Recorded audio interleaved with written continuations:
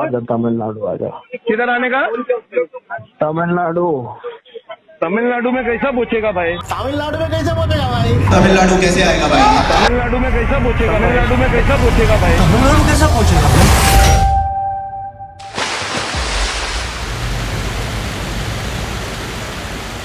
एका मराठी माणसाने तामिळनाडू में कैसे पोहोचने का भाई असे विचारले आणि अख्ख्या देशात मीम्स वाजू लागल्या।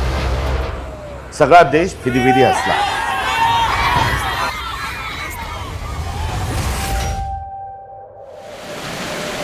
एक माणूस म्हणून मी मात्र भयंकर अस्वस्थ झालो। तामिळनाडूच्या हृदयात राजे व्यंकोजी भोसले यांनी तंजावर येथे भगवा फडकविला आणि पुढे 200 वर्ष 1674 ते 1855 पर्यंत मराठ्यांनी राज्य केले। इतिहासात कल्याणकारी राज्य करणाऱ्या माझ्या मराठी माणसाची आज काय अवस्था झाली आहे?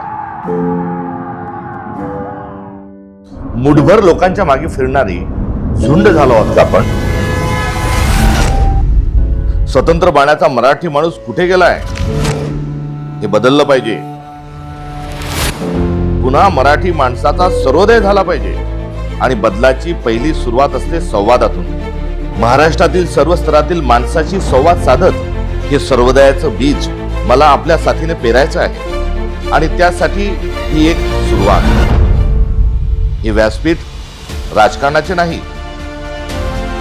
हे व्यासपीठ मराठी माणसाच्या इच्छा आकांक्षाचे, सुखदुःखांचे, संवाद विवादाचे।